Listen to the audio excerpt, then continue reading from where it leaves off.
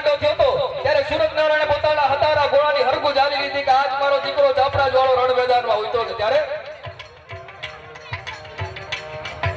હમ હામાં મેળા દડા દડ